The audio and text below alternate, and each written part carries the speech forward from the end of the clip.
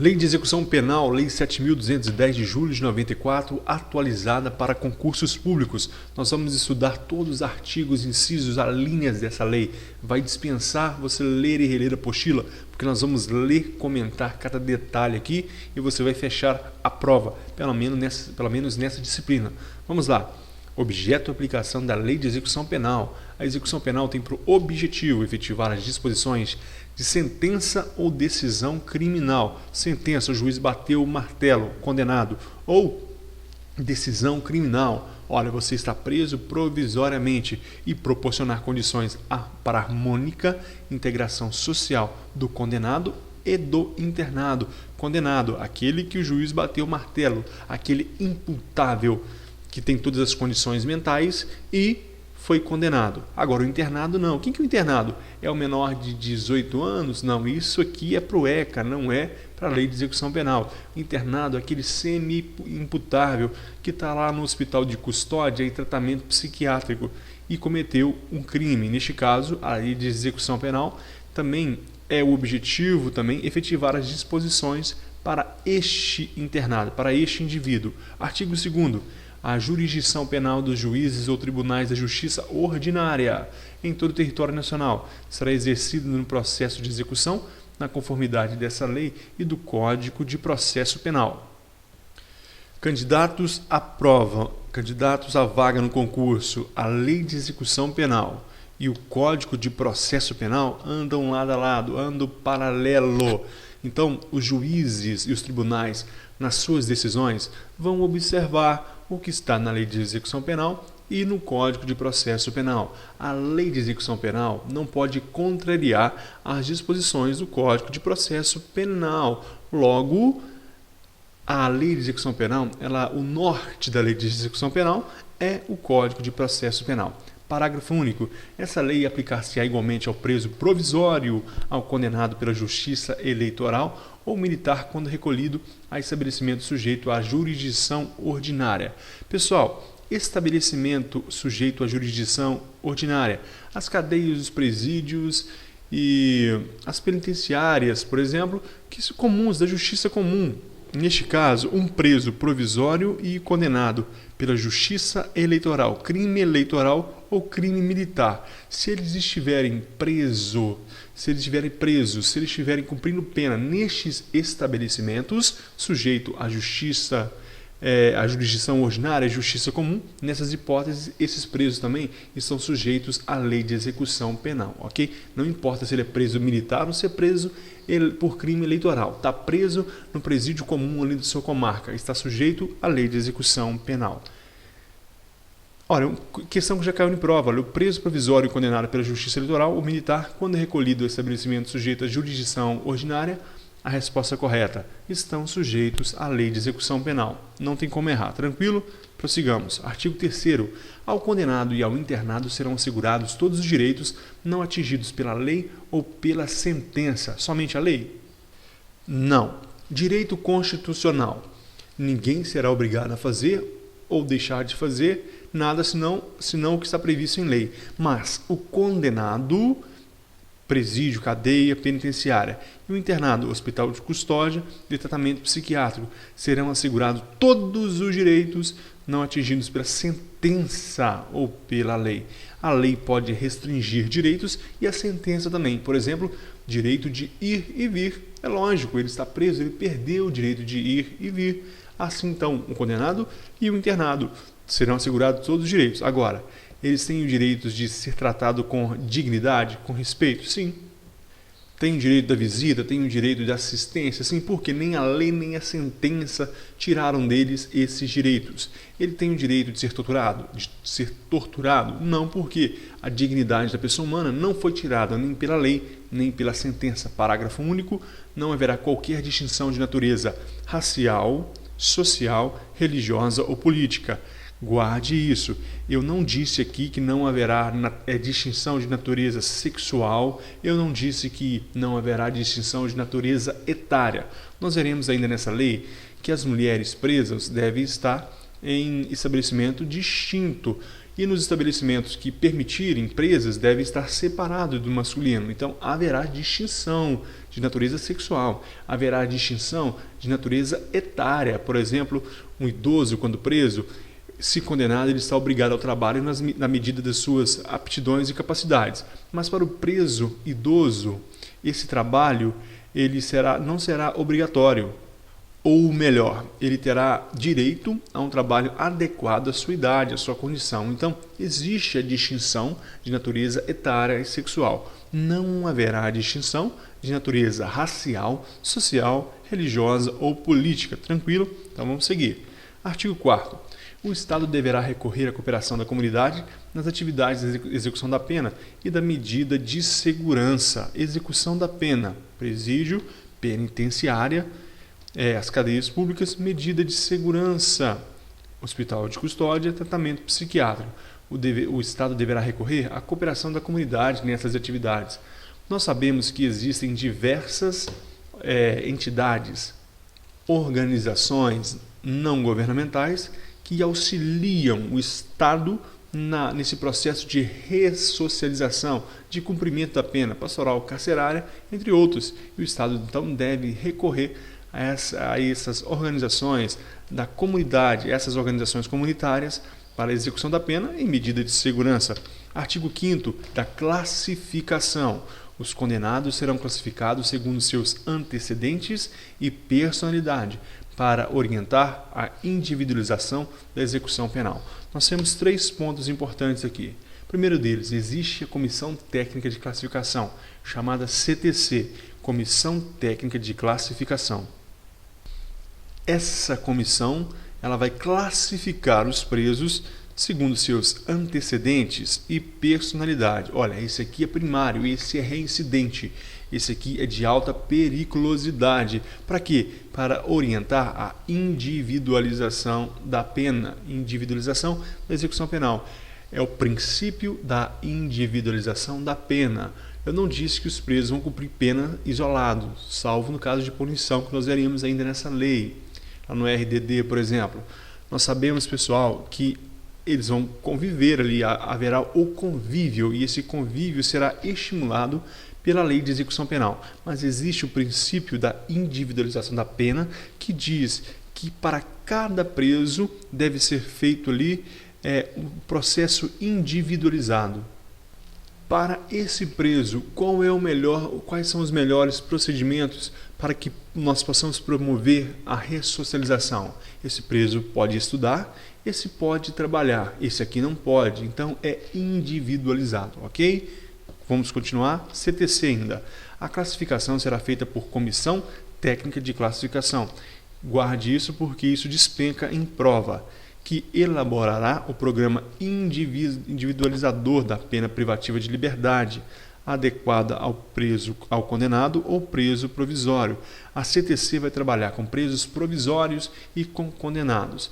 Nós temos duas espécies de preso provisório: a prisão temporária e a prisão preventiva.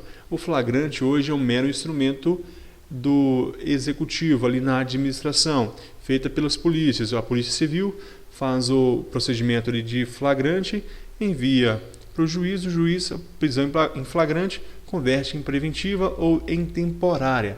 Ninguém fica preso em flagrante definitivamente mais. Então, provisório é gênero, no qual nós temos 2 espécies, prisão preventiva e prisão temporária. Então, o condenado, aquele que sofreu a sentença, e o preso provisório. A CTC vai trabalhar com todos eles para um programa individualizador. Nós veremos que o preso provisório ele pode trabalhar, ele não é obrigado, mas poderá.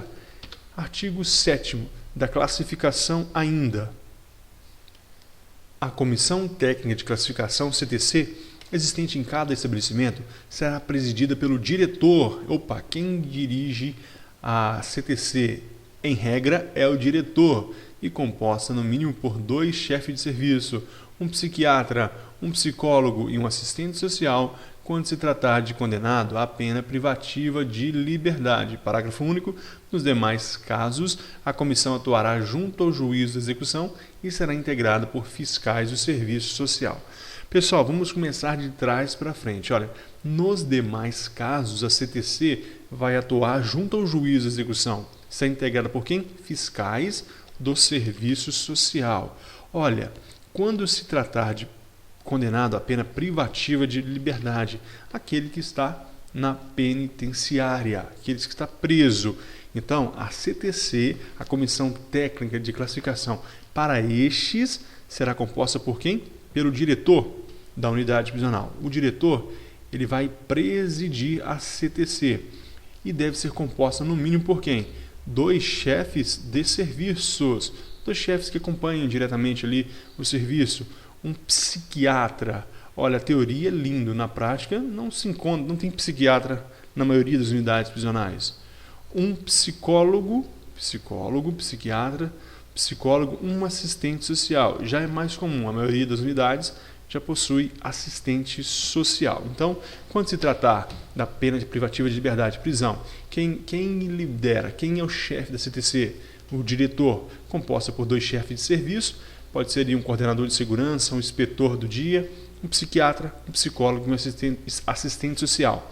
Pelo menos para a prova, você tem que guardar isso quando for condenado à pena privativa de liberdade. Agora, nos demais casos, essa comissão técnica de classificação vai atuar junto ao juízo da execução, aquele juiz ali da comarca de primeira instância daquela localidade ali, e será integrada por quem? Fiscais dos serviços sociais. Que demais casos? Quando não se tratar de condenado à pena privativa de liberdade. Existem pessoas que cometem crimes e a eles são destinados outros tipos, por exemplo, medidas alternativas à prisão. Então, estes fiscais do serviço social vão acompanhar esses que estão cumprindo essa medida. Vamos supor que alguém foi condenado a uma prestação social alternativa, de cumprir determinadas horas em um estabelecimento que cuida de idoso. Então, esses fiscais do serviço social vai trabalhar nessa classificação. Então, o que a gente vai guardar? Prisão, diretor, 2 chefes de serviço, psiquiatra, psicólogo e assistente social. Os demais casos, que é alternativa à prisão, essa comissão vai trabalhar junto ao juízo da execução e vai ser integrada por fiscais do serviço social. Artigo 8º. O condenado ao cumprimento da pena privativa de liberdade em regime fechado será submetido a exame criminológico para obtenção dos elementos necessários a uma adequada classificação e com vistas à individualização da execução. Nós veremos que existe um centro de observação. Mais adiante a gente vai falar sobre o centro de observação.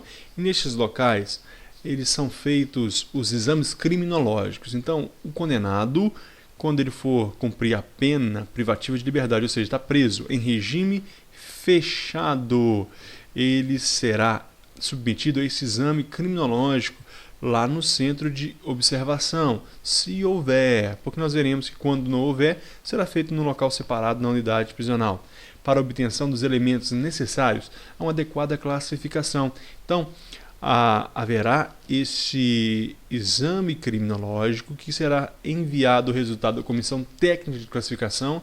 Essa CTC vai olhar, opa, esse preso aqui tem esse perfil, ele pode trabalhar internamente, esse outro aqui pode trabalhar externamente, esse outro aqui, olha, ele é apto para estudar. E será vista então a individualização. Esse pode ficar em cela separada, esse aqui é agressivo, tem que ficar em cela individual. Então tudo isso será feito pela Comissão Técnica de Classificação com base nesse exame criminológico. Parágrafo único. Ao exame de que trata esse artigo, poderá ser submetido o condenado ao cumprimento de pena privativa de liberdade em regime semiaberto. Você vai guardar para a prova. Condenado em regime fechado, ele será, o verbo, olha, será submetido ao exame criminológico. E o que está cumprindo pena em regime semiaberto, ele poderá, o verbo é diferente, então ele poderá semiaberto, será regime fechado, é obrigatório, pelo menos para a nossa prova. Exame criminológico para o condenado em regime fechado, para a prova poderá aquele que está em regime semiaberto. Nós veremos daqui a pouco que existe a progressão de regime. Começa no regime fechado, depois para o regime semiaberto e depois para o regime aberto, depois liberdade condicional, que já não é progressão de regime, já é outra coisa. Nós veremos daqui a pouco. Artigo 9º, ainda da Comissão A comissão, no exame para obtenção de dados reveladores da personalidade, observando a ética profissional e tendo sempre presente as peças ou informações do processo, poderá 1. Entrevistar pessoas, requisitar de repartições ou estabelecimentos privados dados e informações a respeito do condenado e realizar outras diligências e exames necessários. A Comissão Técnica de Classificação deverá fazer um verdadeiro estudo sobre a personalidade do indivíduo e, para que ela tenha dados seguros, ela pode entrevistar pessoas na rua, vizinhos. Olha, como que é esse rapaz? Realmente ele não teve culpa? Realmente ele não é agressivo? Requisitar de repartições ou estabelecimentos privados dados e informações a respeito do condenado, por exemplo, no local onde ele trabalhava, pegar documentos, pegar ficha de comportamento. 3. Realizar outras diligências ou exames que achar conveniente para que haja uma ideal classificação deste condenado. Tranquilo? 9A, artigo 9A. Os condenados por crime praticado dolosamente com violência de natureza grave contra a pessoa ou por qualquer dos crimes previstos na lei de crimes hediondos serão submetidos obrigatoriamente à identificação do perfil genético mediante extração de DNA, ácido desoxirribonucleico, por técnica adequada e indolor. Pessoal, já caiu em prova. Agente 2013. Polícia Civil, do Distrito Federal. Os condenados pela prática de qualquer crime hediondo serão submetidos obrigatoriamente à identificação do perfil genético mediante extração de DNA por técnica adequada, indolor. Certo ou errado? E a resposta era correta. Então vamos voltar à questão, vamos voltar ao texto da lei. Então, os condenados, olha, por crime praticado dolosamente. Primeiramente, tem que ser crime doloso, com violência de natureza grave contra a pessoa, então lesão corporal de natureza grave, ou por qualquer dos crimes hediondos, serão obrigatoriamente, vai cair na prova perguntando se é facultativamente a identificação do perfil genético, vai extrair o DNA para que haja um banco de dados ali, porque em caso de reincidência pode haver ali a comparação dos dados genéticos para identificar o suspeito. Então, obrigatoriamente, será recolhido material para DNA que será guardado em bancos de dados, ok? Obrigatoriamente, quando for crime doloso, com violência de natureza grave contra a pessoa ou por qualquer crime hediondo. Tranquilo? Então, vamos lá. Da assistência, agora o artigo 10 da lei. A assistência ao preso e ao internado é dever do Estado, objetivando prevenir o crime e orientar o retorno à convivência em sociedade. Parágrafo único. A assistência estende-se ao egresso. Pessoal, a assistência, portanto, é para o preso e para o internado, para ambos, e é dever do Estado. O Estado pode assistir? Não, o Estado deve dar assistência ao preso. E essa assistência não é uma solidariedade, ela tem como objetivo o retorno e a convivência à sociedade, ou seja, a ressocialização, a recuperação, na teoria pelo menos. Parágrafo único. Assistência estende-se ao egresso. Quem é o egresso? Nós veremos mais adiante que o egresso é aquele que saiu definitivamente da unidade prisional, cumpriu toda a pena durante o período de 1 ano da sua saída, mais 1 ano, aquele período ele é chamado de egresso, ele pode ser assistido pelo Estado. E também o egresso é aquele que cumpre a liberdade condicional, período de prova, durante todo aquele período de prova. Então ele é chamado de egresso. Saiu definitivamente pelo período de 1 ano, ou aquele que está em liberdade de condicional ali durante aquele período de prova, ele é egresso. Então neste período, esses egressos, ex-presidiários, podem ser assistidos pelo Estado. E em que consiste essa assistência? Consistem em assistência material, saúde, jurídica, educacional, social e religiosa. Vale salientar, e eu vou repetir mais uma vez, que a assistência é para 3 tipos de indivíduos: para o preso, para o internado e para o egresso, preso internado e egresso. Para esses três, assistência material, saúde, jurídica, educacional, social e religiosa. Já caiu em prova essa questão. Então aqui, pessoal, é uma decoreba mesmo. E em que consiste essa assistência material? É alimentação, vestuário e instalações higiênicas. Alimentação, vestuário, instalação higiênicas. Nós vamos falar sobre esse assunto no nosso próximo vídeo. Chegamos ao final desse. Então, assistência, da próxima aula a gente começa falando da assistência material no artigo 12. Muito obrigado e até a próxima aula.